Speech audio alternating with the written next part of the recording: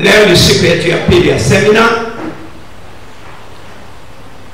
Kichwa cha somo kinasema Mungu anatuita kwenye furaha na utoshelevu wa kweli maishani. Mungu anatuita kwenye furaha na utoshelevu wa kweli maishani.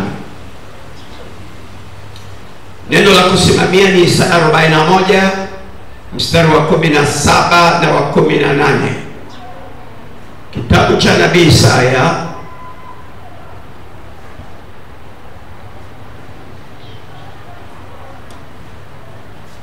namshukuru Mungu sana kwa matendo makuu aliyofanya jana.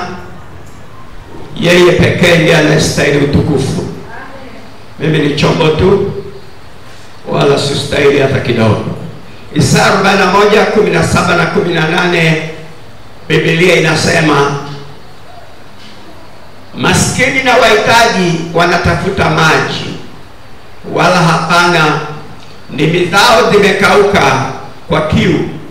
Mimi Bwana nitawasikia, mimi Mungu wa Israeli sitawaacha.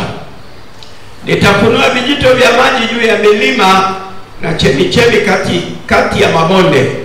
Nitageuza jangwa kuwa ziwa la maji na mahali pakavu kuwa vijito vya maji. Jina la Bwana libarikiwe. Hii ni semina ya Pentecost, na ni semina ya kuvikwa nguvu. Ni semina ya kukutana na Roho Mtakatifu anaweza kubadilisha maisha yetu kiroho, anayeweza kubadilisha maisha yetu kiafya kwa maana ya uponyaji, anayeweza kubadilisha maisha yetu kiuchumi. Jina la Bwana libarikiwe. Ninamtarajia Mungu kufanya mambo makubwa kwako, na kwa sababu hiyo fungua moyo wako na maisha yako ili Mungu adhihirike popote ulipo, popote unaponifuatilia. Mungu amekusudia mema katika maisha yako, katika jina la Yesu Kristo, amen. Maandiko haya nimesoma, kama nilivyosema jana, ni maandiko yaliyoandikwa wakati taifa la Israeli limechukuliwa utumwani Babeli. Waisraeli wako Babeli, wanatumikishwa utumwani, wako kwenye hali ngumu ya maisha. Maji nayo ni ya shida, wanatamani angalau maji kidogo yangetuliza ndimi zao, maana wana kiu ya maji. Ndio maana Biblia inatuambia maskini na wahitaji wanatafuta maji, wala hapana, ndimi zao zimekauka kwa kiu. Mimi Bwana nitawasikia, mimi Mungu wa Israeli sitawaacha. Haijalishi mapitio unayopitia, haijalishi uko katika hali iliyoje, iwe hali ya kuwa huru au ya utumwa, bado Mungu anakufahamu. Mungu anajua uhitaji wako. Mungu yuko tayari kukutana na wewe katika jina la Yesu. Na jana nilizungumza ya kwamba wanadamu baada ya anguko walibakia tupu. Walibakia tupu.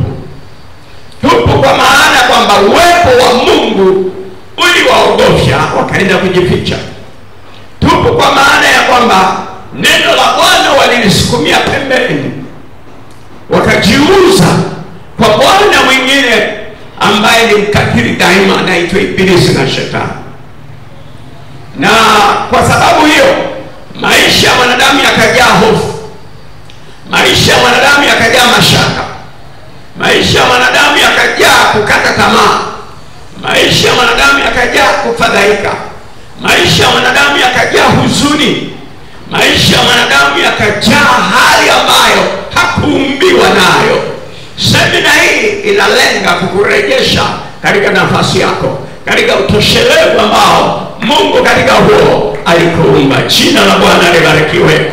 Nakwambia semina hii italeta amani ya kweli. Semina hii italeta furaha ya kweli. Semina hii italeta majibu kwa kila jambo unalokutana nalo katika maisha yako, kwa jina la Yesu Kristo, mwana Mungu aliye hai. Roho wa Bwana amenihakikishia kugusa miili, kugusa roho za kila anayefuatilia mafundisho haya. Na mimi nakwambia maisha yako yatabaki vile yalivyokuwa. Popote unaponisikiliza utapokea majibu yako, kwa sababu distance is not a barrier. Kwa Mungu mbali sio tatizo. Haleluya. Jana tuliona mwanadamu baada ya kuanguka mambo mengi yameingia. Washarati na uzinzi ukaingia.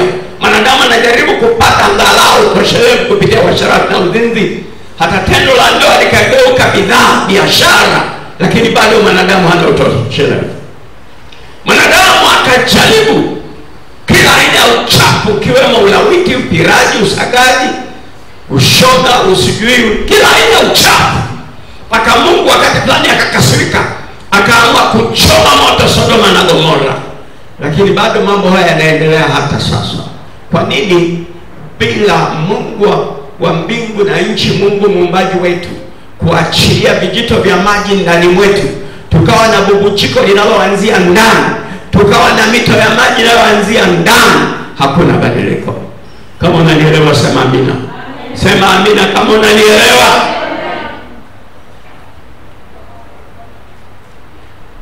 Kwa hiyo dunia imejaa hali fulani ya utupu. Mwanadamu amekuwa na hali fulani ya utupu.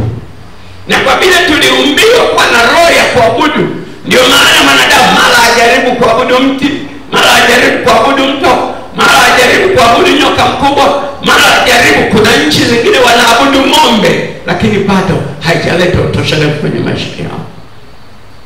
Kizazi chetu na hasa karne ya 21, wanadamu wanamhitaji Mungu sana, maana uharibifu umekuwa mwingi, ukengeufu na upotevu umekuwa mwingi. Bwana atusaidie sana. Mhubiri mmoja alienda kuhubiri mahali. Alipoenda kuhubiri, wakati wa mahubiri akakashangaa. Wazee vikongwe ndio waliokuja kwenye mahubiri yake.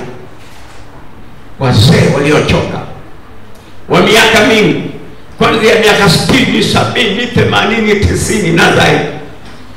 Akamuuliza mwenyeji wake, akasema, hivi huku hakuna vijana? Akamwambia, vijana wapo wengi sana. Mbona hawaji kwenye neno la Mungu? Vijana wako wapi? Mnisikilize vizuri. Yule mwenyeji wake akamwambia, vijana huku kwetu hawaendi makanisani. Unanisikia? Wanatafuta utoshelevu kwenye maisha mengine nje ya kanisa. Yule mhubiri akahubiri, alipomaliza akamwambia, usiku wa leo nipeleke vijana waliko, nataka kuwaona vijana. Mwenyeji wake akawasha gari, wakaondoka, wakaenda kwenye ukumbi mmoja mkubwa sana. Ule ukumbi una taa za rangi nyingi nyingi, na taa nyeupe ni nadra kuwaka, inamulika kwa namna fulani. Akakuta vijana kuanzia teenagers, yani vijana wale wenye umri wa miaka 13 kwenda juu huko. Akakuta wako kwenye ukumbi mmoja, wanacheza, wanakumbatiana, wanapigana busu na mambo mengine siwezi kueleza. Lakini akakuta vijana pia wengine wanajidunga madawa ya kulevya humo. Nakuta mmoja amejidunga madawa ya kulevya, mate anamtoka mfululizo. Unisikilize. Yule mhubiri akamuomba yule mwenye ukumbi wa disco, naomba unipe dakika 5 niongee na vijana. Vijana wana kitu wanakitafuta, kiwape utoshelevu, kiwape amani, kiwape kuridhika, na hawajakipata. Na mimi ninacho, nipe dakika 5 niongee nao. Yule mwenye ukumbi wa disco akasema, usiniharibie biashara yangu. Wewe ni nani? Kama mimi ni mhubiri wa Injili. Wahubiri wa Injili hawatakiwi humu. Akasema, tafadhali bwana, ikibidi kulipa angalau kiingilio utalipa, au gharama yoyote ya kuingilia shughuli yako, nipe dakika 5. Baada ya mjadala mrefu, mwenye ukumbi wa disco, mwenye biashara ya disco, akatoa nafasi ya dakika 5. Yule mtumishi wa Mungu akazungumza maneno ya Mungu kwa dakika 3 na alikuwa amemwomba Roho Mtakatifu amsaidie. Dakika ya 4 akaanza kuwaita vijana wote, wengine wamelewa madawa kulevya, wakaja mbele akawaombea. Alichozungumza ilikuwa ni ujumbe rahisi tu: utoshelevu wa kweli upo katika kumpata Yesu anayeweza kuwapa watu maisha mapya. Kama unanisikia sema amen. Yule mhubiri akaondoka akasema, bwana mkubwa, endelea na biashara yako ya ukumbi wa disco. Akaondoka. Mwaka uliopata yule mtumishi wa Mungu akapeleka tena mahubiri kwenye mji ule, na alipofika mwenyeji akamwambia, bwana, habari za siku nyingi nzuri. Je, ungependa kuona wale vijana uliongea nao mwaka jana? Akasema ndio. Wakaendesha gari. Walipofika kwenye ukumbi wa disco wakakuta sio maandishi tena kwamba huu ni ukumbi wa disco. Hili ni kanisa la Kipentekoste. Jina la Bwana libarikiwe. Yule mtumishi wa Mungu akauliza, imekuwaje? Mwenyeji wake akamwambia, bwana, siku ile ulipoomba, pamoja na kwamba vijana wengine walikuwa wamelewa madawa ya kulevya, pamoja na kwamba vijana wengine walikuwa wamelewa pombe, siku ile ulipoomba, neema ya Mungu iliyowaokoayo wanadamu iliwashukia. Vijana wale walibadilishwa, hawalewi tena, hawazini tena, hawatumii madawa ya kulevya tena. Yule bwana akaona biashara yake ya ukumbi haipati watu, kwa hiyo akaamua kugeuza bango kanisa la Kipentekoste. Jina la Bwana libarikiwe. Na wale vijana wakaendelea kuja na kuhudumiwa. Tunataka utoshelevu wa kweli umo ndani ya Yesu Kristo. Tunataka amani ya kweli imo ndani ya Yesu Kristo. Tunapompokea Yesu kwa Bwana na Mwokozi wa maisha yetu, maisha yetu yanabadilishwa, na maisha yetu yakibadilishwa, Roho wa Mungu anakuja ndani mwetu, anatupa nguvu ya kusema hapana kwa dhambi, anatupa nguvu ya kusema hapana kwa kiu ya dhambi. Jina la Bwana libarikiwe. Utoshelevu ni nini kwa muktadha huu? Utoshelevu ni ile amani, utulivu na kuridhika katika maisha. Ile hali ya amani na utulivu. Kijana yeyote kabla hajapata utoshelevu wa kimungu, maisha yake ni ya kurukaruka. Mwanamke yeyote ambaye hajapata utoshelevu wa kimungu ni maisha ya kurukaruka. Mbaba awe mbaba wa umri wa kati, awe mzee, kabla hajapata utoshelevu wa kimungu, maisha ni ya kurukaruka. Utoshelevu ni ile hali ya amani, utulivu na kuridhika katika maisha, na hii hali inapatikana kwa Yesu peke yake. Kama unanielewa sema amina, amina, amina. Tunasoma katika Injili ya Yohana sura ya 4. Ngoja nikwambie, sisi wanadamu tuliuzwa na Adam na Eva kwenye utumwa wa dhambi. Ni muhimu kufahamu jambo hili. Adam na Eva walituuza kwenye utumwa wa dhambi. Hiyo ndio Babeli yetu. Na huko tumekuwa na kiu mbalimbali, kiu za mwili ambazo kamwe hazijawahi toshelezwa. Kuna msemo mmoja unasema, safari moja huanzisha safari nyingine. Wanadamu wanapojaribu kutafuta kutoshelevu katika zinaa au asharati, kadri anapoendelea kufanya hivyo, safari moja inazaa safari nyingine. Na kwa sababu hiyo, maisha ya wanadamu yamejaa mashaka mengi, yamejaa kukosa utulivu. Na Mungu anatuita kurudi kwenye uhusiano mzuri pamoja na yeye. Jina la Bwana libarikiwe. Nasoma Injili ya Yohana sura ya 4 kuanzia mstari wa 5 mpaka wa 26. Panasomeka hivi: basi akafika kunako mji wa Samaria uitwa Uskari, karibu na lile shamba ambalo Yakobo alimpa Yusufu mwanao. Na hapo palikuwa na kisima cha Yakobo. Basi Yesu kwa sababu amechoka kwa safari yake, akaketi vivi hivi kisimani, nayo ilikuwa yapata saa 6 mchana. Mstari wa 7, akaja mwanamke Msamaria kuteka maji. Yesu akamwambia, nipe maji ninywe, kwa maana wanafunzi wake wamekwenda mjini kununua chakula. Basi yule mwanamke Msamaria akamwambia, imekuwaje wewe Myahudi kutaka maji kwangu, nami ni mwanamke Msamaria? Maana Wayahudi hawachangamani na Wasamaria. Yesu akajibu akamwambia, kama ungalijua karama ya Mungu, naye ni nani akwambiaye nipe maji ninywe, ungalimwomba yeye, naye angalikupa maji aliyo hai.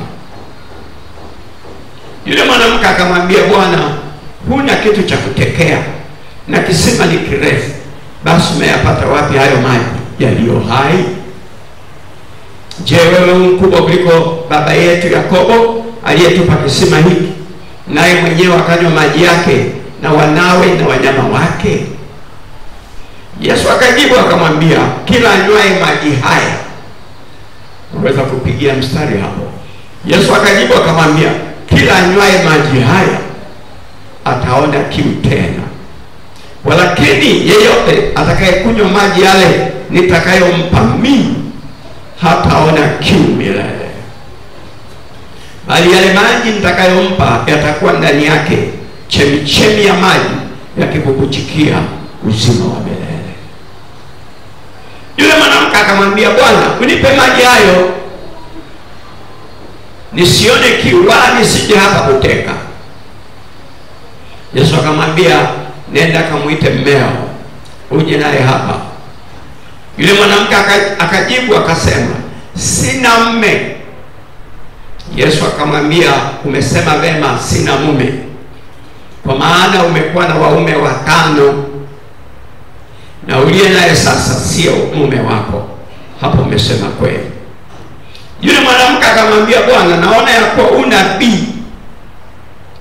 Baba zetu waliabudu katika mlima huu, nanyi usema ya kwamba huko Yerusalemu ni mahali patupasapo kuabudia.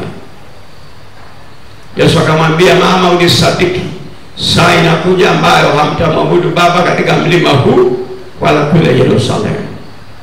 Ninyi mnaabudu msichokijua, sisi tunaabudu tukijuacho, kwa kuwa wokovu watoka kwa Wayahudi. Lakini saa inakuja, nayo sasa ipo, ambayo waabuduo halisi watamwabudu Baba katika roho na kweli, kwa maana Baba awatafuta watu kama hao wamwabudu.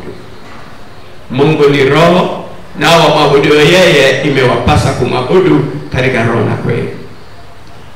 Yule mwanamke akamwambia, najua ya kuwa yuaje Masihi aitwaye Kristo, naye atakapokuja yeye atatufunulia mambo yote. Yesu akamwambia, mimi ninayesema nawe ndiye. Jina la Bwana libarikiwe. Katika andiko hili tunalosoma la mwanamke aliyekutana na Yesu, yako mambo ya kujifunza kama 4-5 hivi. Jambo la kwanza, Mungu hana upendeleo wowote. Mungu hana upendeleo. Wewe unayenisikiliza hapa na wewe unayenisikiliza kwa njia ya mtandao, Mungu hana upendeleo. Haangalii rangi ya mtu, haangalii kabila ya mtu, haangalii taifa la mtu. Mungu hana upendeleo. Habagui mtu kwa sababu ya kabila yake, lugha yake, rangi yake, taifa lake. Katika andiko hili nimelisoma, mwanamke huyu Msamaria anapokutana na Yesu kisimani, Yesu anamuomba, mama, nipe maji ninywe. Yule mama anamtambua Yesu ni Myahudi. Alafu anambia, we baba, unaniombaje maji mimi? Hujui ya kwamba Wayahudi na Wasamaria hatuchangamani? Hasa mnisikilize. Wayahudi walijiona wao ni bora kuliko Wasamaria. Wayahudi maana yake ni Waisraeli pure. Wasamaria ni watu waliojiona wao duni, na Wasamaria walitengwa kwa sababu Msamaria yoyote alizaliwa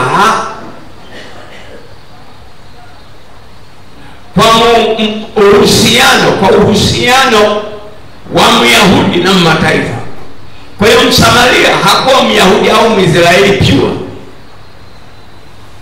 Walihesabiwa kwa ni social outcast kwa Kiingereza, yaani watu waliotengwa, waliokataliwa katika jamii. Na sasa najifunza jambo la muhimu sana, ya kwamba Yesu hata wale waliokataliwa, wala ambao jamii inawahesabu hawafai, kwa Yesu wanafaa. Jina la Bwana libarikiwe. Mimi nataka kusema jioni ya leo, yeyote atakayemwendea Yesu, haijalishi amedharaulika kiasi gani, kabila lake linadharaulika kiasi gani, ukoo wake unadharaulika kiasi gani, taifa lake linadharaulika kiasi gani, hali yake yeye mwenyewe inadharaulika kiasi gani, Yesu hawezi kumtolea nje. Yesu hawezi kumkataa. Jina la Bwana libarikiwe. Katika Matendo ya Mitume sura ya 10 mstari wa 34-35, kumbuka Waisraeli hawachangamani na Wamataifa. Wamataifa ni watu wasio Waisraeli. Kumbuka Waisraeli hawachangamani na mtoto aliyezaliwa hata kama na Myahudi, lakini mzazi wake mwingine mmoja ni mataifa. Wamataifa walihesabika najisi, nani Jews, wala ambao hawakuwa Wayahudi walihesabika kwa najisi. Lakini kwa Yesu ni dili. Sema amina, amina, amina. Kwa Yesu ni dili. Mtu aliyekataliwa, mtu aliyetupwa nje, Yesu amtupi nje, anampokea. Jina la Bwana libarikiwe.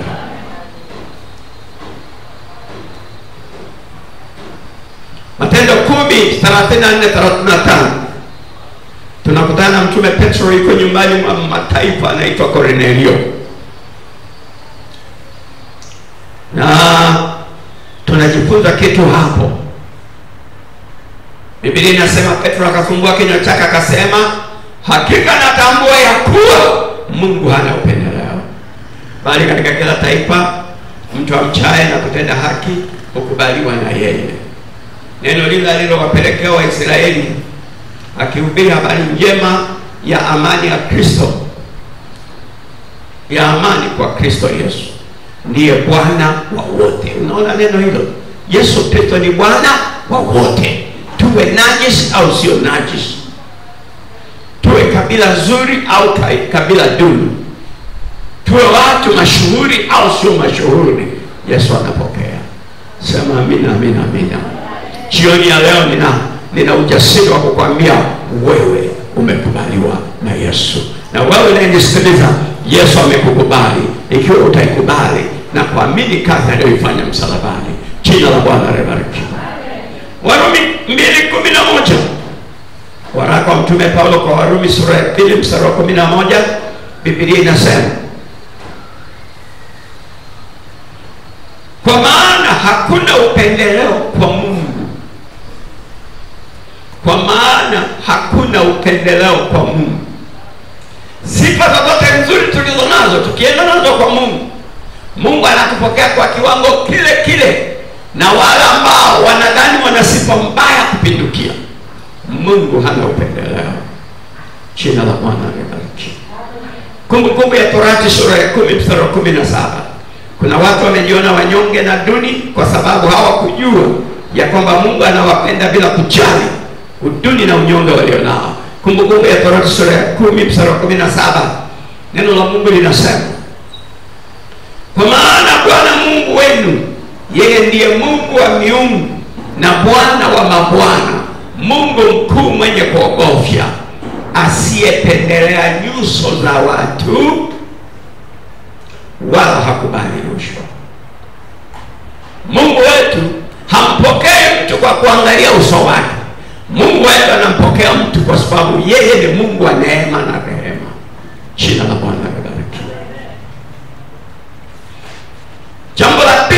tunaojifunza ili tuweze kuingia kwenye furaha, amani, utoshelevu wa kimungu maishani mwetu. Jambo la pili, Mungu hamkatai mtu. God never rejects a person. God does not reject any person. Mungu hamkatai mtu. Msikilizaji wangu unayesikia ama live ama wakati wowote, nataka nikwambie leo, Mungu hamkatai mtu. Hata wewe ukichukua hatua leo, Mungu atakupokea, haja kukataa. Wewe umeokoka hujaokoka, Mungu hamkatai mtu. Ni wewe mwenyewe kujisalimisha kwake atakupokea. Yohana sura ya 6 mstari wa 37, Yesu anazungumza. Wote anipao Baba watakuja kwangu, wala yeyote ajaye kwangu sitamtupa nje kamwe. Kutupa nje kwenye lugha ya Kiingereza anasema is to cast out. Mungu katika Kristo Yesu hamtupi mtu yoyote nje. Jina la Bwana libarikiwe. Huwa anawapokea wote. Amen. Jambo la tatu tunajifunza, suluhisho ni maji. Suluhisho ni maji.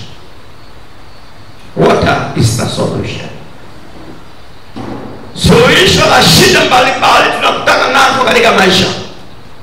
Suluhisho la huzuni mbalimbali tunakutana nazo kwenye maisha. Suluhisho la changamoto mbalimbali tunakutana nazo kwenye maisha. Suluhisho la utumwa mbalimbali tumeuzwa na Adam na Eva kwenye maisha. Suluhisho ni maji. Tukija katika kitabu kile tulichoanza nacho, Isaya 41. Isaya 41 mstari wa 17 na wa 18. Maskini na wahitaji wanatafuta maji, wala hapana, ndimi zao zimekauka kwa kiu. Ukiwa kwenye hali ya ulimi kukauka kwa sababu ya ukosefu wa maji, na uwe mahali ambapo jua ni kali, na uwe mahali ambapo unafanya kazi ngumu ya kuvuja jasho, you feel like fainting, unajisikia kama unazimia. Katika maisha haya tunapita kwenye dhoruba, mawimbi, misukosuko ambayo kwa namna moja au nyingine tunahisi kama tunazimia, tunahisi kama tunachoka, tunahisi kama tunalemewa. Watu wengine wanapita kwenye madeni mengi na hukumu wa maisha. Jana nilizungumza kwa sababu ya kuongezeka kwa wasomi na kwa sababu ya kuongezeka kwa teknolojia, maendeleo ya teknolojia, kazi sasa zimekuwa adimu, ajira zimekuwa ngumu. Unemployment is the biggest problem we have in our century. Kukosa ajira ni tatizo kubwa tulilonalo katika karne yetu hii. Na katika hali kama hiyo, vijana wanaweza kutokea kwa watu wa vurugu. Mwae kusikia mahali fulani walitokea watu wanajiita Panya Road. Kazi yao ni kuvamia wanawake, kunyang'anya mikoba. Akiona mwanamke amevaa hereni ya dhahabu anavuta, sio hereni tu, pamoja na sikio. Panya Road. Hiyo yote ni matokeo ya dhoruba, mawimbi ya maisha yanayofanya vijana wetu wachanganyikiwe. Lakini nalo neno na ninayo habari njema kwako, Yesu Kristo ni jibu.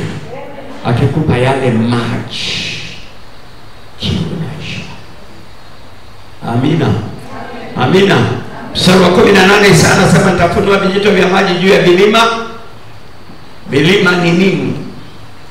Tunapozungumza juu ya vilima katika lugha ya Kiingereza, the proud, those who are proud, wale wanaoona ama kwa sifa ya elimu, kwa sifa ya mali, ama kwa sifa ya kuwa Mwisraeli kweli kweli au Myahudi, wale wanaojiona wako juu, ndio vilima. Mungu anataka achilie maji katika hao pia. Sema amina. Mito ya maji tiririke milimani. Kwa wale wanaodhani ni mashuhuri, kwa wale wanaodhani ni watawala mashuhuri, wanasiasa mashuhuri, kwa wale wanaodhani ni muhimu katika jamii kuliko wengine, kwa wale wanaodhani akamimine mito ya maji. Lakini mstari wa 18 unatuambia kwa mabonde. Kwa mabonde Mungu ataachilia chemichemi. Mabonde maana yake nini? Ni wale kwa Kiingereza tunaita inferiors. Ni wale watu wanaojiona duni na wanyonge. Mungu anashughulika na watu wa aina zote. Anashughulika na watu wanaodhani ni mashuhuri, lakini anashughulika na watu ambao wanadhani wao si lolote, si chochote, ni wanyonge.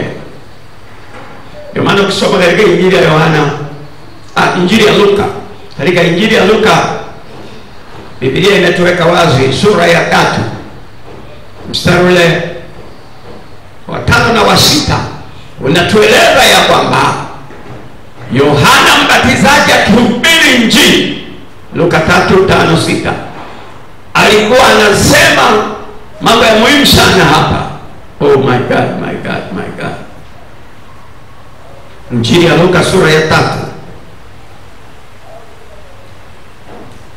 Haya ndio mahubiri ya Yohana. Kila bonde litajazwa.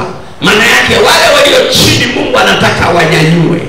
Sema amina, amina, amina. Wale walio duni Mungu anataka wanyanyue. Wasamaria waliokataliwa Mungu anawakubali na anataka wanyanyue wawe watu wanaotambulikana. Amen. Halafu anasema milima itashushwa, mstari wa 5 huo. Na kila mlima na kilima kitashushwa.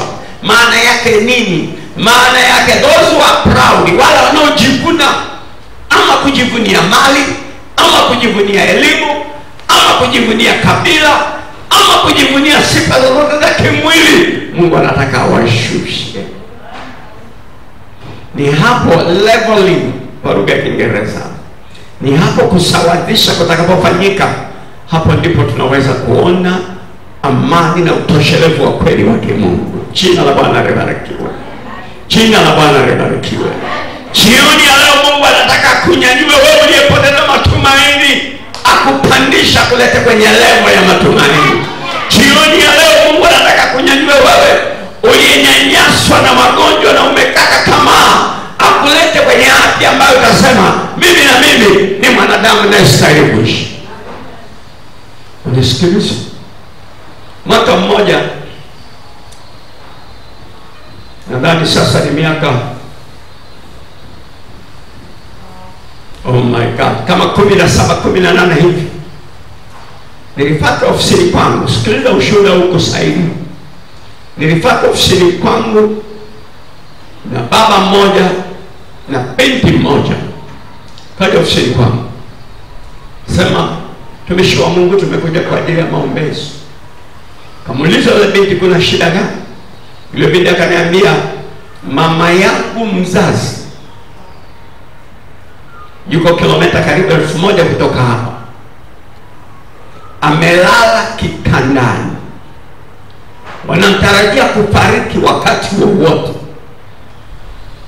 Kambia shida nini? Mama anaharisha mfululizo. Kambia kuharisha, mbona kuharisha kuna typical style? Akasema mama alicontract HIV.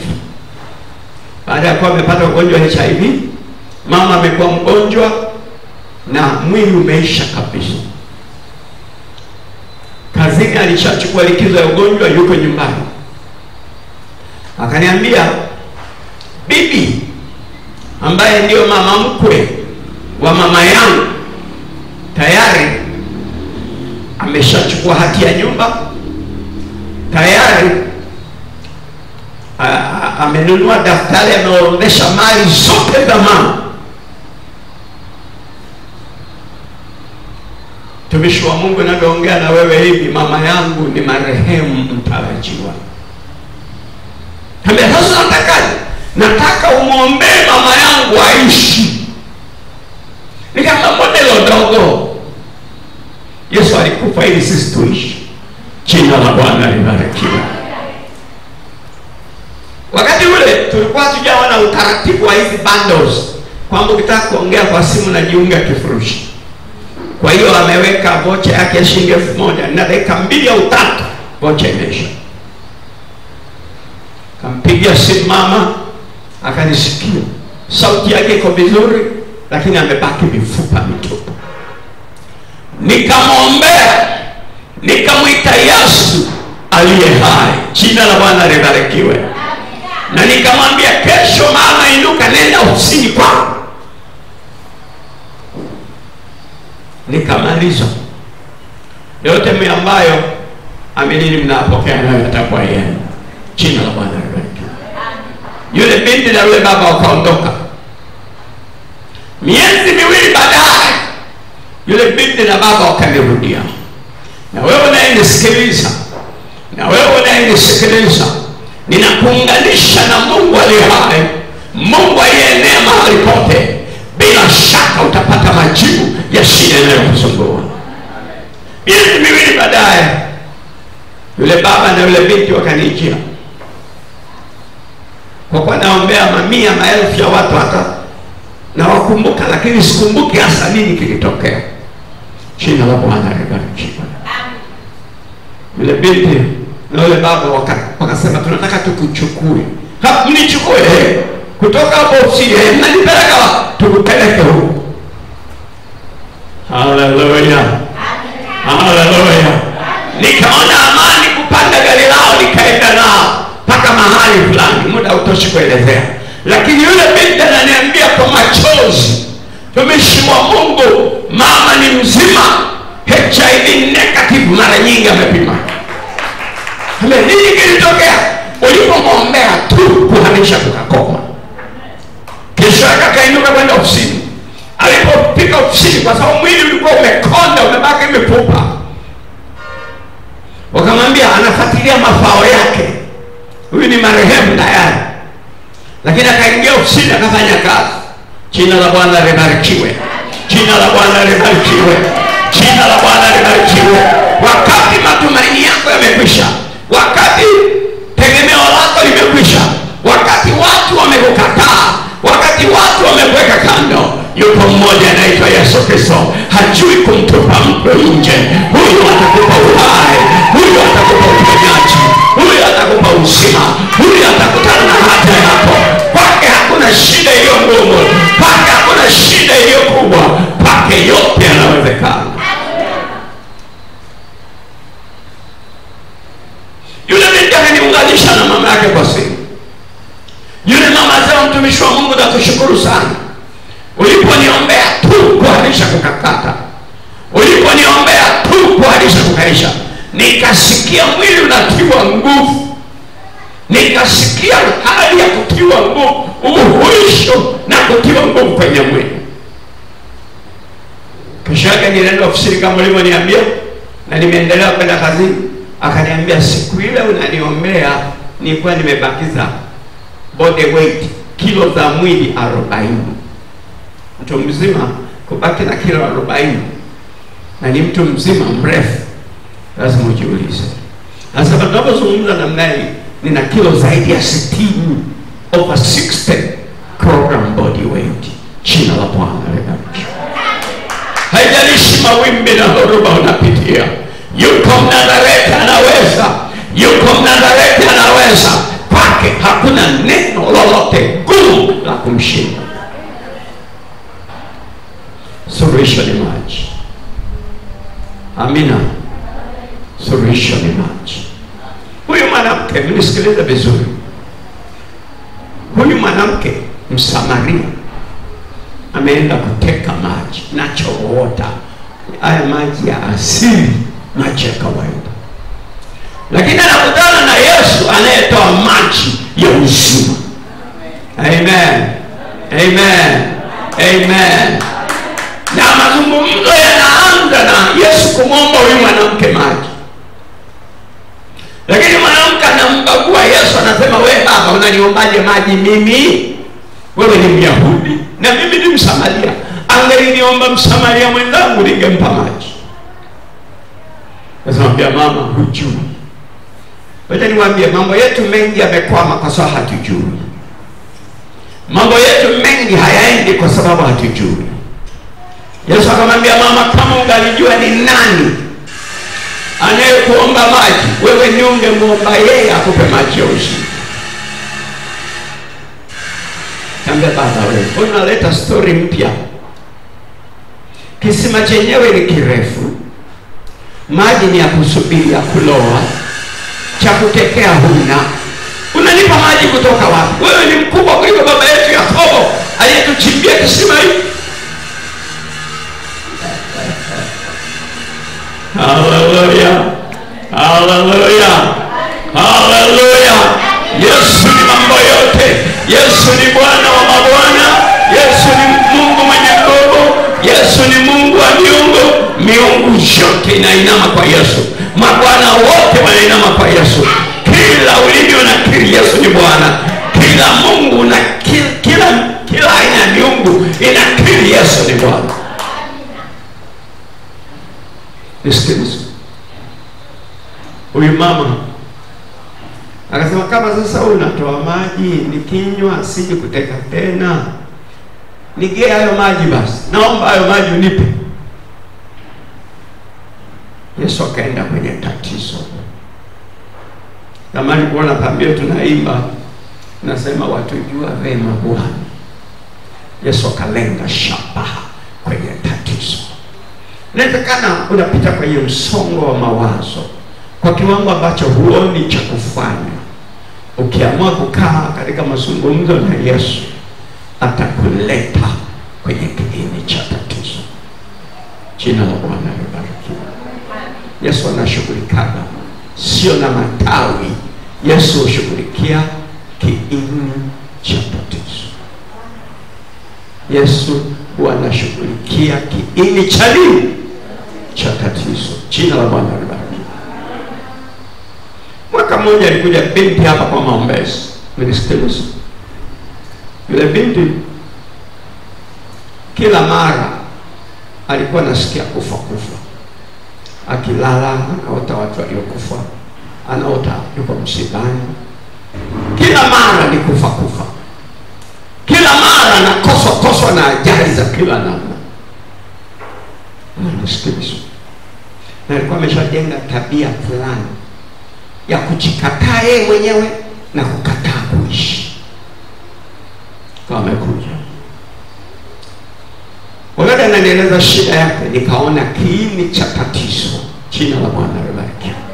Sikiliza nikwambie kiini cha tatizo. Baba yake na mama yake walikuwa wamekubaliana sasa kuzaa, basi tumefunga ukurasa. Walipokuwa wamekubaliana tumefunga ukurasa, nisikiliza vizuri, mara mimba ingine, mimba ya huyo binti.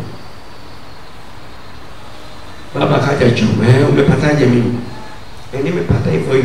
Umepata hivyo nini? Ni wewe mwenyewe, ni wewe mwenyewe, ni wewe mwenyewe, ni wewe mwenyewe. Kaambia sasa bana, watoto walishatosha, sawa. Hii mimba tuitoe. Sikiliza nikwambie kilichotokea. Hii mimba tuitoe. Baba mtu hamtaki mtoto anayekuja. Baba akaenda kutafuta dawa za kusaidia kutoa mimba. Zilikuwa ni capsules. Zilikuwa ni nini? Ni dawa hizi za kungoa hivi. Unga unakuwa dawa. Kamletea mkewe. Ambia mke wangu, hizi dawa kwa vile tushafunga ukurasa wa kuzaa, hizi dawa kunywa utoe mimba. Na nisikiliza vizuri. Yule mama hakuafikiana na mumewe kuua mtoto aliye kwenye tumbo. Mama akazichukua zile dawa zote, kaenda mahali akajificha, akazikoboa. Ule unga wote wa dawa wote akaumwaga, alafu akazirudishia. Kwa hiyo yule baba akaona yule mama anakunywa dawa kwa idadi waliokubaliana, aliyoelekezwa. Unasikiliza vizuri? Lakini kumbe anakunywa, anameza maganda ya dawa. Yule binti nilipomweleza alidua. Umejuaje na wewe uko? Mimi mwenyewe nilisimuliwa tu na mama. Jina la Bwana libarikiwe. Yesu anakuja mpaka kwenye kiini cha tatizo. Ndoa yako ina tatizo, mwalike Yesu aje kwenye kiini cha tatizo. Uchumi wako una tatizo, mwalike Yesu aje kwenye kiini cha tatizo. Familia yako, uzao wako una tatizo, watoto wako wanasumbua, mwalike Yesu aje kwenye kiini cha tatizo.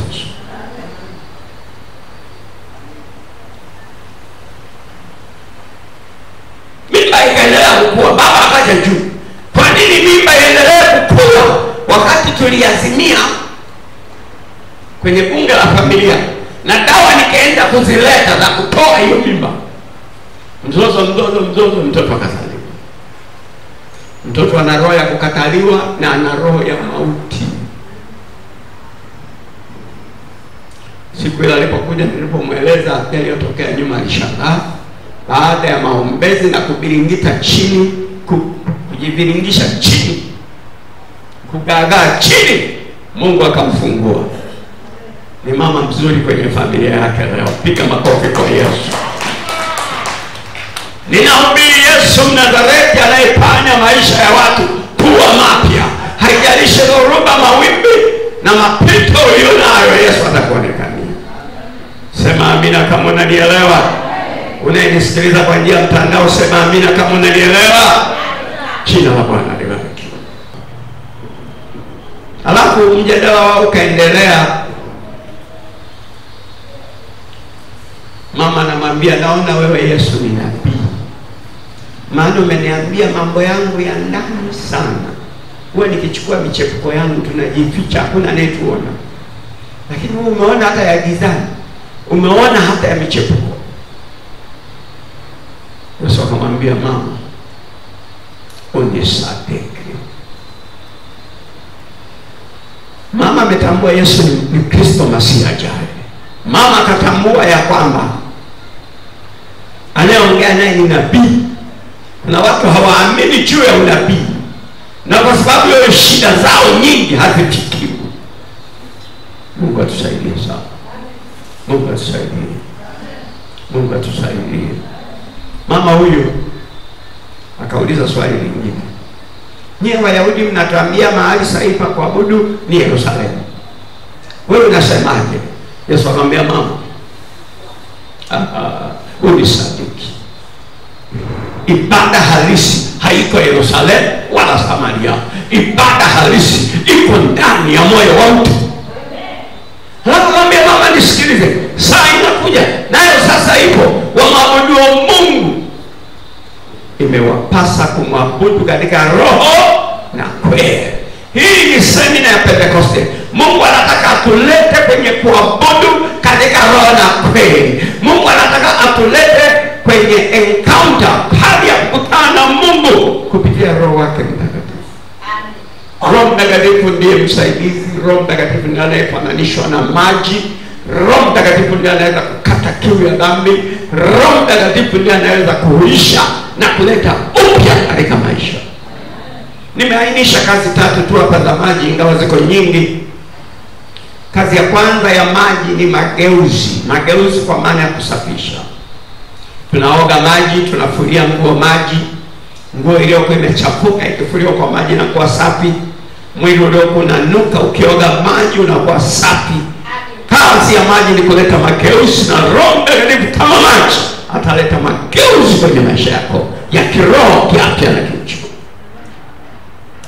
Kazi ya pili ya maji ni uhuisho. Uhuisho maana yake kuleta uhai. Sote tunafahamu wakati wa kiangazi majani, manyasi yote yanakauka na ardhi saa nyingine inakuwa tupu. Lakini mvua ikinyesha mara moja, mara mbili, majani yanaota. Uhai unaanza kutoka. Jina la Bwana libarikiwe. Na mimi nataka kusema tabia za kimungu zinaweza kuchipuka ndani ya mtu ikiwa nguvu za Roho Mtakatifu zinashuka ndani yake. Jina la Bwana libarikiwe. Kazi ya 3 ya maji ni kuleta kuzaa. Maji yanaleta kuzaa. Sote tunafahamu kwamba ukipanda mazao, iwe mahindi, iwe mpunga, iwe ngano, chochote kile, kadiri mazao yanapopata maji ndivyo yanavyomea na baadaye yanaleta mazao. Jina la Bwana libarikiwe. Jina la Bwana libarikiwe. Huyu Mungu anataka haya mambo 3 yafanyike kwenye maisha yetu. Kwanza ni mageuzi. Anataka tubadilishwe. Mwanamke Msamaria alibadilishwa. Amen. Kenda hiyo sura ya 4 ya Yohana, tunaona mwanamke huyu alibadilika. Yohana sura ya 4 Yohana sura ya 4. Yohana sura ya 4. Tuangalie mistari kadhaa ya mwisho huko.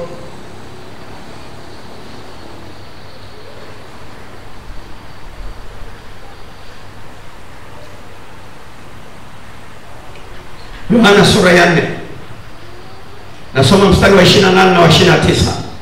Basi yule mwanamke akauacha mtungi wake pale kisimani, akaenda zake mjini, akawaambia watu, njooni mtazame mtu aliyeniambia mambo yote niliyoyatenda. Je, haimkini huyu kuwa ndiye Kristo? Bila shaka huyu ndiye Kristo. Jina la Bwana libarikiwe. Tukienda mstari ule wa 39.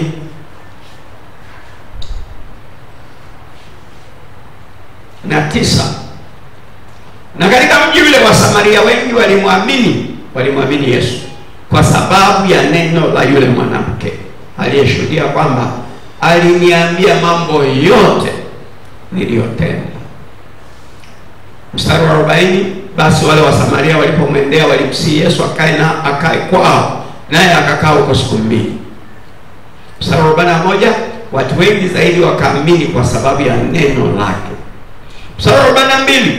Wakamwambia yule mwanamke, sasa tunaamini si kwa sababu ya maneno yako tu, maana sisi tumesikia wenyewe, tena tunajua ya kuwa hakika huyu ndiye Mwokozi wa ulimwengu.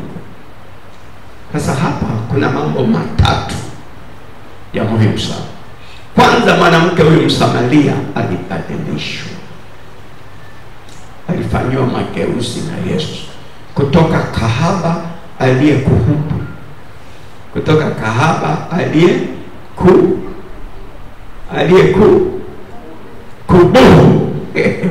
kahaba aliyekubuhu kuwa mama mzuri mpeleka Injili. It's wonderful. It is so wonderful. It is so wonderful. Haijalishi tumeota kiasi gani, tukija kwa Yesu tunakuwa brand new. Haijalishi tumemwaga damu za watu wengi kiasi gani, tukija kwa Yesu tunakuwa watu new. Nawaambia mabinti wanaokoka, usijali umetoa mimba kiasi gani, ingawa kutoa mimba ni dhambi na ni uwaji, lakini unapoamua kubadilika ukampa Yesu maisha yako, unakuwa mtu mpya. Na Yesu anakuhesabu kama vile hujatenda dhambi.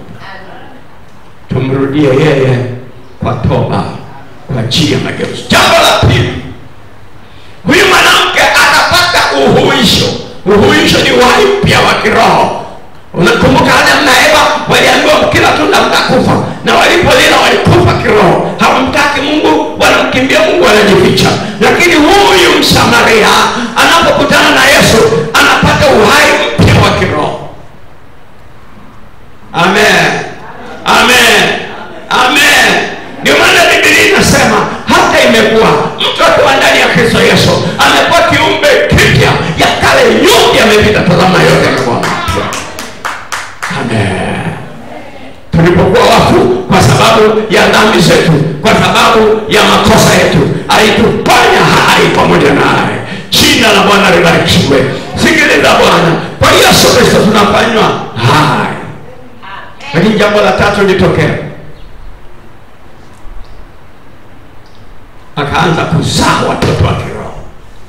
Siku hiyo hiyo amekutana na Yesu, siku hiyo hiyo anaacha mtungi kisimani, siku hiyo hiyo anawaendea watu mjini, anawaleta kisimani, njooni mtazame mwanaume aliyeniambia mambo yote niliyotenda. Wasamaria wengi wakamwamini Yesu. Sikiliza, katika sikukuu ya Pentecost, pamoja na kupata kupona kiroho, kupona kimwili, Mungu huyu wa ajabu anataka tuzae matunda. Watu wengi hawajui kwa nini Mungu alitupa Roho Mtakatifu. Alitupa Roho Mtakatifu ili tuwe mashahidi wake, ili tuzae matunda, ili kanisa lijizidishe. Amen. Amen. Amen.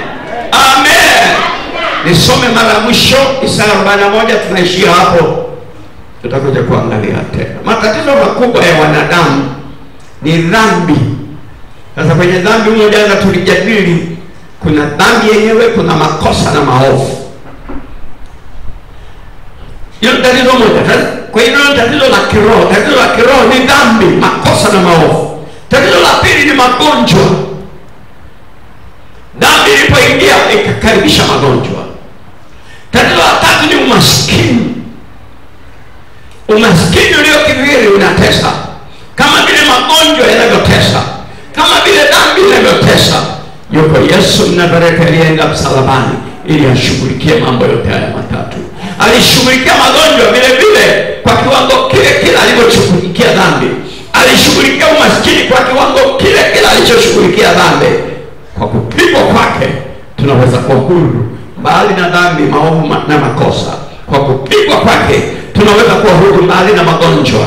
Popote unaponisikiliza unaweza kunipigia simu nikakuombea na Mungu akakuinua kwa jina la Yesu Kristo. Isaya 41 tunasoma kwa mara mwisho mstari wa 18. Isaya 41.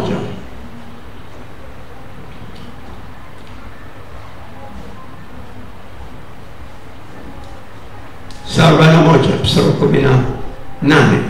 Tuanzie 17 tena na 18.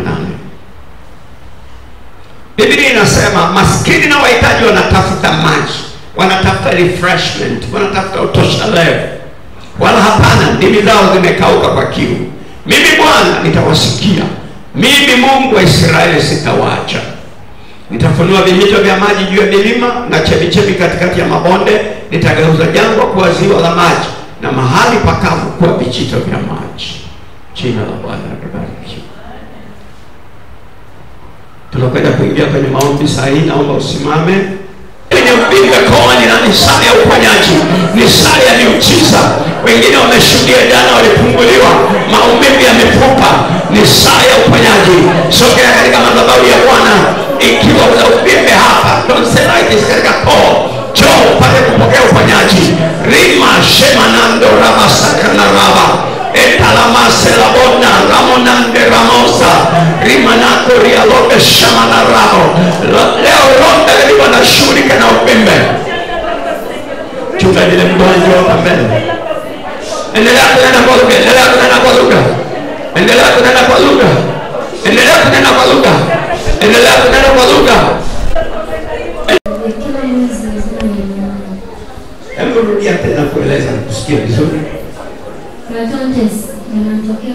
Kila mwezi lazima nitanunua maji. Binti anasumbuliwa na tonsillitis. Kila mwezi zinatokea kwenye koo na leo ni muujiza. Endelea kunena kwa lugha, endelea kunena kwa lugha. Bwana atakuona kama unaomba. Kama utategea Mungu hawezi kukutokea. Mungu anataka kukutokea watu walio tayari kukutana naye. Nataka kusikia sogea. Shida gani? Anatokea na uvimbe kwenye tonsillitis. Yana mwakilisha binti yake.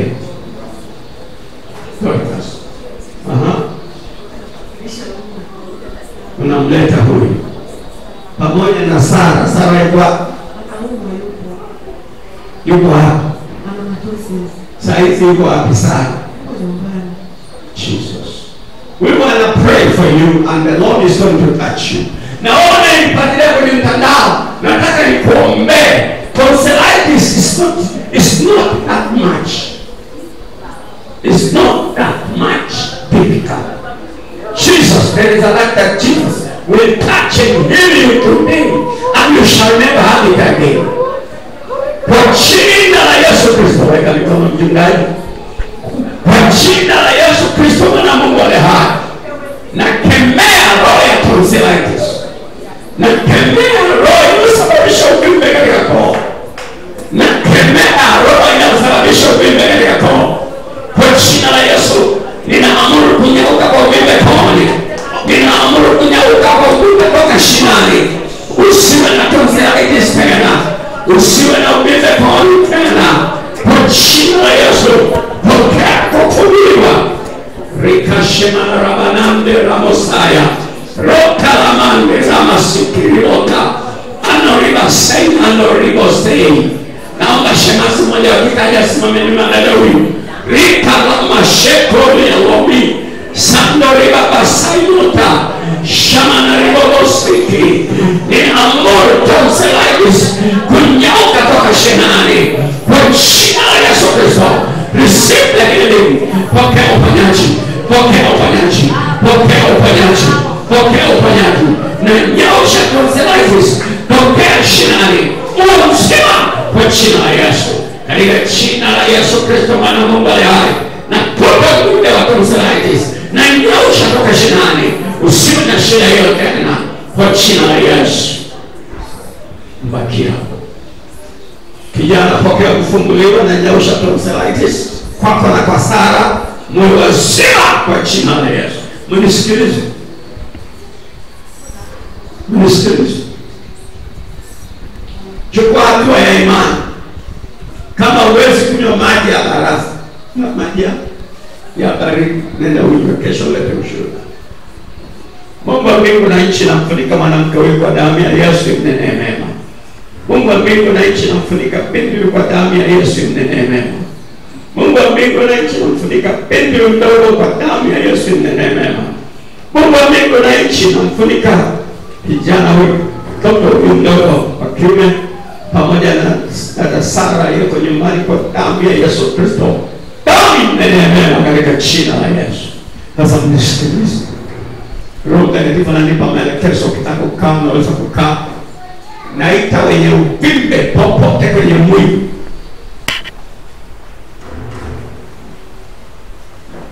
Jumapili ya tarehe 25 kuna mwanamke alishuhudia hapa, nilimwombea uvimbe uliokuwa kwenye ziwa ukafutika. Pastor Mungu let me down. Mnisikilize vizuri. Sio kwa sababu mimi ninajua kuomba, lakini kwa sababu Mungu analiangalia neno lake apate kulitimiza.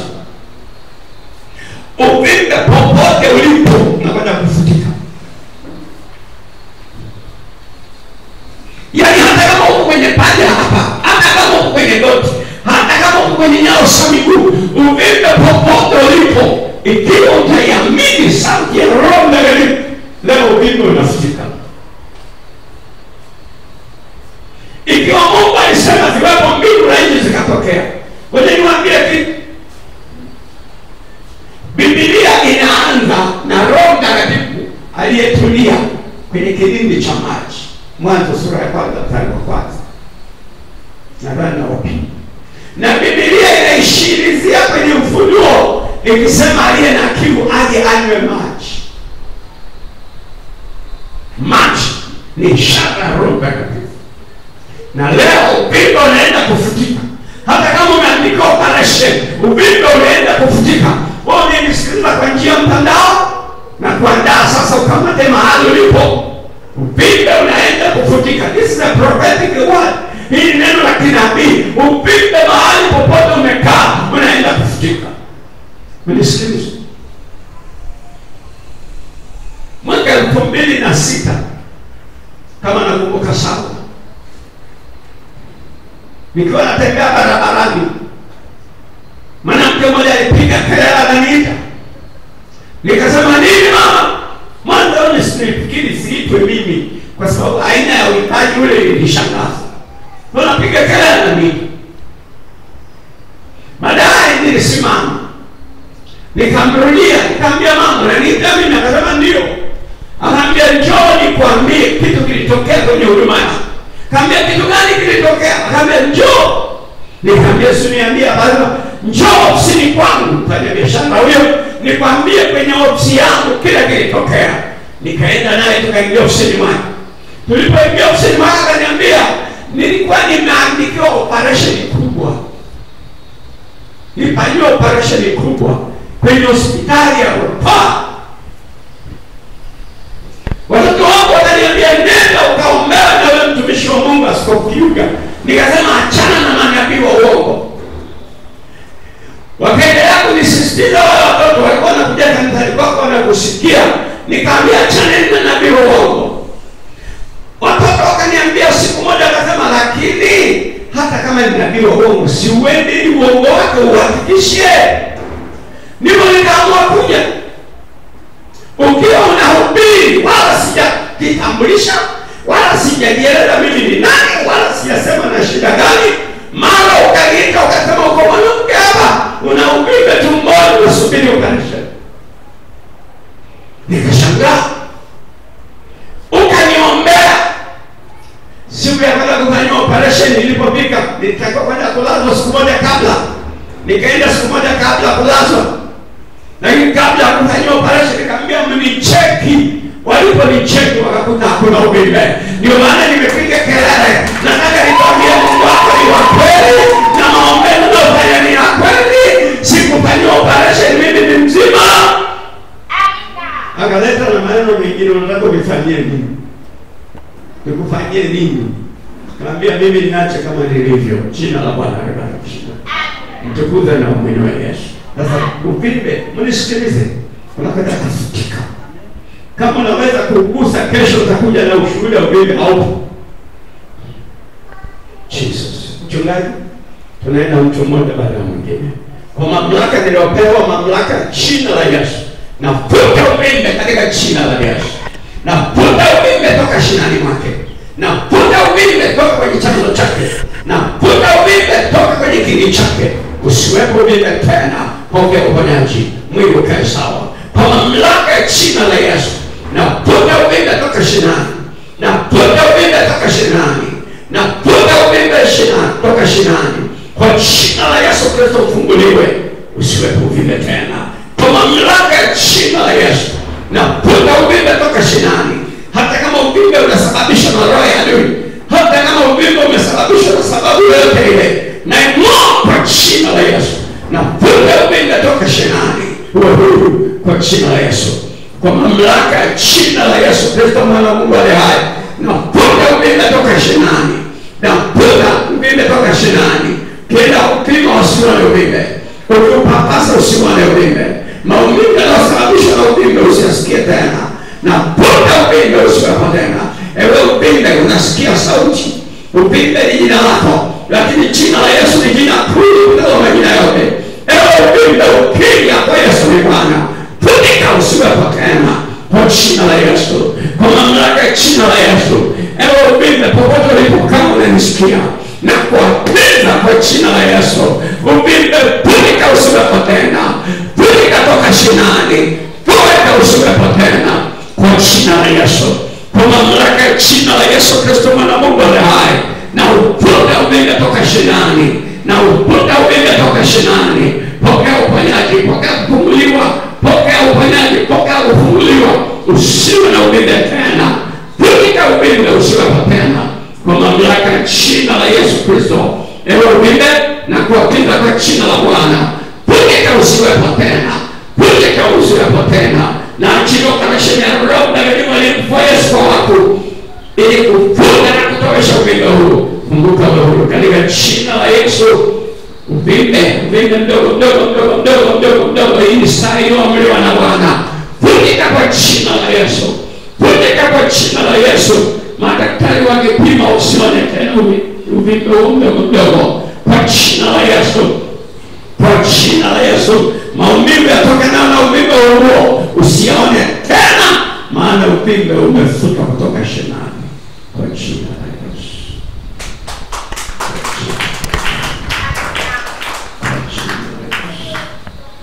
Kwa jina la Yesu. Nataka kuita watu mnisikilize. Katikati yetu kuna watu, kwa haraka haraka ningehesabu nafikisha 5, wanaweza kuzidi kidogo. Kuna jambo linakutia hofu kuliko maelezo. Mungu anataka kusaidia.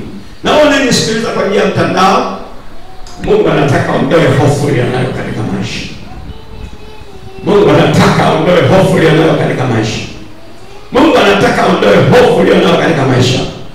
Wewe uliye pamoja nami hapa, sogea hapa haraka. Tukwenda kuomba haraka. Ukichelewa nitazuia wachelewaji. Kabla mashemo kasapo Randa Rama Sante Porano Shimanande Rabo Satana Rabo Repa Papa Sikina Robo Shana Rabo Rena. Upande huu kuna mwanamke, unaanguka na kuinuka kibiashara. Kuna wakati unapika unasema sijui niache kwa biashara. Mungu anataka kusaidia. Naomba uje. Jesus. Bado kuna mwingine wa pili. Asante sana. Karabasha. Weka mstari wa nyuma hapa. Kaporana wadoshena. Remana nora basaina pepo. Weka. Kama nisikie nini mdogo mstari wa mbele. Weka mikono yako juu ya kichwa chako. Sema Yesu, najisalimisha kwako. Yale nisiyoweza mimi, kwako yote yanawezekana. Imeandikwa katika Mathayo sura 19 mstari wa 26 kwamba kwa maana hakuna neno lisilowezekana kwa Mungu. Kwa wanadamu hilo haliwezekani, lakini kwa Mungu yote yanawezekana. Kwa jina la Yesu, kwa jina la Yesu, kama takatifu chako, kwa jina la Yesu, naomba sasa amani na utulivu. Twende pamoja. Naomba sasa amani na utulivu. Lile liitiana hofu na likabidhi msalabani. Lile lihangaisha na likabidhi msalabani. Bwana nipe pumziko, Bwana nipe amani, Bwana nipe utulivu kwa jina la Yesu. Baba, katika jina la Yesu, Pastor Peter weka mikono. Baba, anzia mwisho. Baba, katika jina la Yesu, Mungu Mwenyezi, Mungu mkuu na Mungu baraka, Mungu aliye pamoja nasi. Ulisema wawili watatu wamekutanika kwa jina lako, wewe utakuwa katikati yao, na njoo katikati yetu leo. Kwa jina la Yesu Kristo mwana Mungu aliye hai, naleta mashaka ya watu hawa, naleta hofu ya watu hawa, naleta wasiwasi na woga wa watu hawa. Naombea amani na utulivu, naombea amani na utulivu kwa jina la Yesu Kristo. Kila pando adui amelipanda na ling'oa kwa jina la Yesu. Kila pando adui ameliweka na ling'oa kwa jina la Yesu. Upewe amani na utulivu, upewe amani na utulivu. Usikie raha nafsini mwako, usikie raha nafsini mwako, usikie raha nafsini mwako, usikie raha nafsini mwako, usikie raha nafsini mwako kwa jina la Yesu Kristo mwana wa Mungu aliye hai. Amen. Mimi naanza kuiona amani tayari na utoshelevu. Nisogee hapa, sogea. Mnisikilize, ninyi ndio waita kwa miaka. Nataka kushughulika na wale ambao unaanza biashara inaanguka, inaanza biashara unaanguka. Kama una shida hiyo, tafadhali twende kwa awamu. Nataka kushughulika, unaanza biashara, nisikilize. Umekuwa na mawazo mengi sana. Nisikilize na mtazamo. Umekuwa na mawazo mengi sana. Napata mtaji, nawekeza, biashara inaporomoka. Kwa nasema labda mimi biashara sifanikiwa. Ni sawa?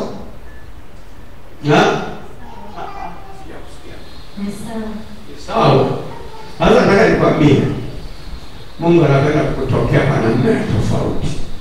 Unapenda kutoboa, unapenda kuwa na mpenyo, unapenda kustawi. Kuna mambo kadhaa machache nitakwambia baadaye ya kuzingatia. Neema ya Kristo ipitayo neema zote yatamie kazi ya mikono yako na biashara yako. Mungu amesema tukisikiliza sauti yake na kufanya yale tuamuruyo sawasawa na Kumbukumbu la Torati 28:1-2 na mstari wa 8, Bwana ataiamuru baraka juu yetu, na popote tunatia mikono kutenda tutafanikiwa. Nenda ukainuke na biashara endelevu kwa jina la Yesu. Na tabiri mwanzo mpya sawasawa na Ayubu 8:7. Ingawa mwanzo umekuwa mdogo, mwisho utakuwa mkubwa na kuongezeka sana. Nenda kainuke kwa upya kwa jina la Yesu. Na tabiri neema na kuinuka kwa jina la Yesu. Nikwambie kitu kingine. Bwana ananiambia wewe ni mpambanaji sana. Unanielewa? Unanielewa? Ndio. Bwana ananiambia wewe ni mpambanaji sana sana. Neema ya Mungu iko chini yako. Mwaka huu utakuwa na ubora katika biashara unazozifanya. Mungu shimela, Mungu Mwenyezi, Mungu mkuu, na achilia neema na uwezesho wa kiungu juu ya kazi zake, biashara zake. Nami natangaza mwanzo mpya kwa jina la Yesu Kristo. Uone neema ya ongezeko, uone neema ya kuinuliwa, uone neema ya baraka kwa jina la Yesu.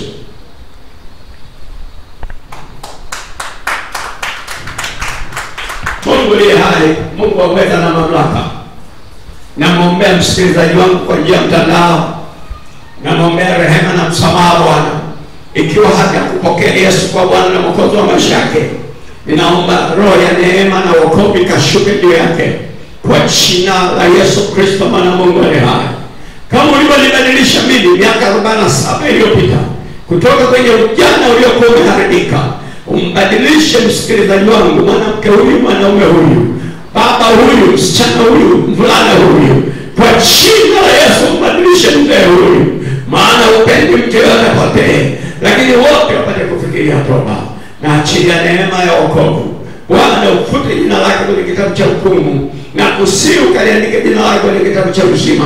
Yesu mwana wa Mungu, ingia mahali mwake, umpe maisha mapya. Nami naomba sasa, kwa vile amelikiri jina lako, naomba neema ya uponyaji kwenye magonjwa ya aina zote. Na achilia uponyaji wa kansa, na achilia uponyaji wa utasa, na achilia uponyaji wa rheumatism, na achilia uponyaji katika kila eneo la mwili. Asiyeona vizuri afunguliwe macho aone, asiyesikia afunguliwe masikio asikie, asiyeongea bubu aanze kuongea kwa jina la Yesu Kristo, mwana Mungu aliye hai. Na amuru kiwete kuinuka na kutembea kwa jina la Yesu Kristo.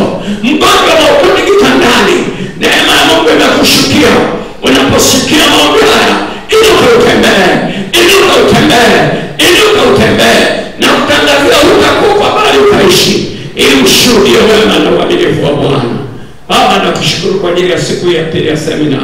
Narudisha heshima, shukrani, adhama na utukufu kwako katika jina la Yesu Kristo. Amen. Ndugu msikilizaji unayenifuatilia kwa mtandao, nakupa namba yangu ya simu. Naweza kunitafuta kwa maombezi, na mara nyingi napatikana usiku. Namba yangu ni 0754 75 40 32. Narudia tena taratibu, 0754 75 4032. Kwa wale walio nje ya Tanzania, unaanza na alama ya kujumlisha, alafu nakuja 255, alama ya kujumlisha 255, alafu inakuja 754 75 40 32.